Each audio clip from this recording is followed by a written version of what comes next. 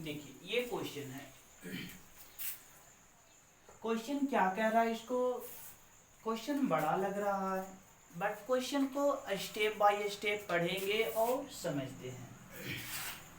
Question में लिख रहा है a molecule contain A and B atom.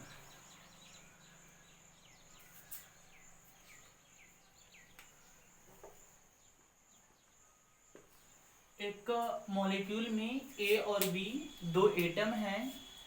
A atom are placed at the corner of cube. देखिए हमारे पास एक नहीं बल्कि दो एटम को मिलाने से बना हुआ एक मॉलिक्यूल है और उस मॉलिक्यूल में दो ही एटम हैं, ए और बी। ए एटम है उसको क्यूब के प्रत्येक कॉर्नर पर रखा गया है and B atom are placed at each face of cube. Cube के प्रत्येक फेस पर बी को रखा गया है। Then find the molecular formula of A B. मतलब ए और बी को मिलाने से जो मॉलिक्यूलर फॉर्मूला बना उसे फाइंड करना है। चलिए तो आप ध्यान देंगे, आपको पहले के क्लास में हम ये चीज बता चुके थे नंबर ऑफ एटम को कैलकुलेट करने के लिए।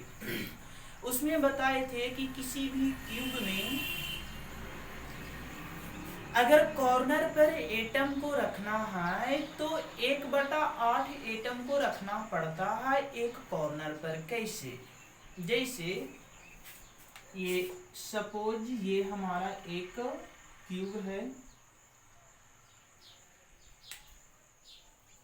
इस क्यूब में हम एटम को रखना चाहेंगे। एटम का शेप स्फेरिकल होता है। अगर आप एक स्फीयर को रखना चाहेंगे तो फर्स्ट ये डायरेक्शन में आप कट करेंगे, सेकेंड आप ये डायरेक्शन में कट करेंगे, थर्ड आप ये डायरेक्शन में कट करेंगे। जब ये 3 डायरेक्शन में कट करेंगे तभी ये तीनों कॉर्नर पर आपका वो एटम आ सकेगा। बात क्लियर है? तो एक एटम को कॉर्नर पर रखने के लिए 3 बार काटना होगा। जैसे एक को एक बार काटेंगे तो 1/2 होगा, 2 बार काटेंगे 1/4 होगा, 3 बार काटेंगे तो हमारा कितना भाग रखा जाएगा? 1/8 भाग। मतलब आप ये कह सकते हैं कि एक कॉर्नर पर 1/8 एटम रखा जाएगा। एक क्यूब में कितने कॉर्नर होते हैं? 8 कॉर्नर। तो गुना कितना से? 8। मतलब हमारा कितना एटम आएगा? 1 एटम। यानी कॉर्नर पर रखा गया ए का जो नंबर ऑफ एटम ए के लिए अगर देखेंगे तो ए कितना एटम है? 1 एटम है। मतलब ए का नंबर ऑफ एटम 1 हो गया। अब उसी प्रकार बी को देखना है तो बी को कहाँ रखा गया है students? Each face of cube. देखिए फेस पर रखने के लिए हमें एटम को बस सिर्फ एक बार काटना पड़ता है। तो कह सकते हैं कि एक फेस पर 1/2 एटम है। कितने फेस होते हैं क्यूब में? 6 फेस। तो 1/2 गुने 6 एटम को रखा जाएगा। मतलब यहाँ पे कितना एटम आ गया? तो बी हमारा कितना एटम है? 3 एटम। तो इस प्रकार से नंबर ऑफ एटम आपको फाइंड कर लिए। मॉलिक्यूलर फॉर्मूला आप लिख सकते हैं जिसको में ए का 1 एटम आया और बी का कितना एटम आया? 3 एटम आया। मतलब 1 लिखना जरूरी नहीं है। तो ये हमारा आ गया मॉलिक्यूलर फॉर्मूला। किसी को यहाँ पर किसी प्रकार का कोई डाउट है तो पूछ सकते हैं। चलिए ठीक है, अगर डाउट होता है तो आपको कमेंट करके और बताइए ताकि हम आपके डाउट को क्लियर कर सके। क्वेश्चन समझ में आ गया? अब सर आप लोग पूछ रहे होंगे कि सर ये क्वेश्चन 2 नंबर में पूछेंगे तो कैसे बनाएंगे? देखिए हम आपको बता दें बोर्ड में कभी भी ये क्वेश्चन 2 मार्क्स में नहीं आ सकते। ये हमेशा ऑब्जेक्टिव क्वेश्चन होता है। ये IIT JEE मेंस में भी क्वेश्चन आ चुका है।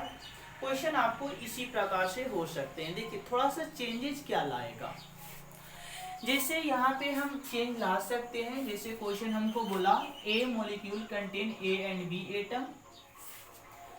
ए एटम चलिए हम इसको थोड़ा चेंज करें, थोड़ा ध्यान दीजिएगा।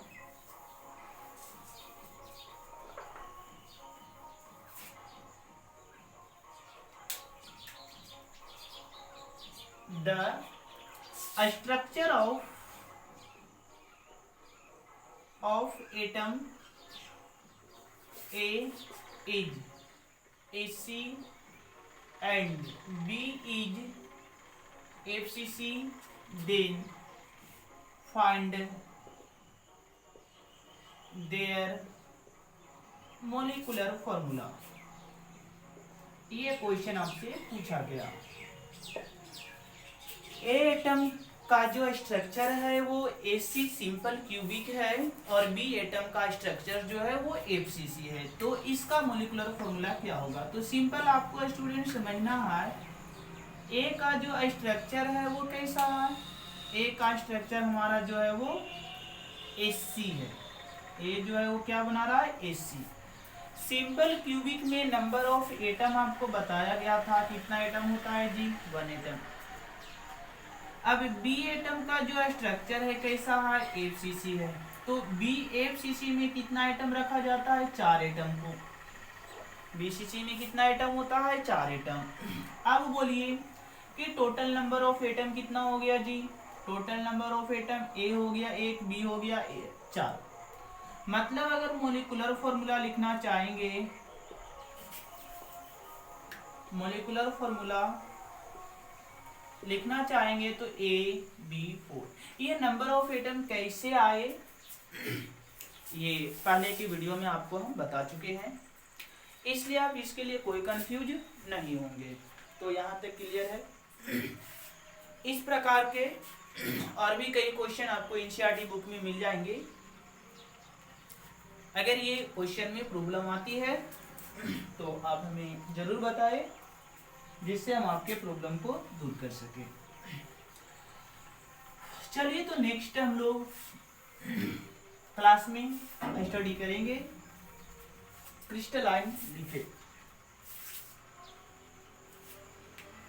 अगले क्लास में हमको ये स्टडी करना है क्रिस्टलाइन डिफेक्ट के बारे में। ठीक है, तो आज छोड़ देते हैं, आगे नेक्स्ट वीडियो में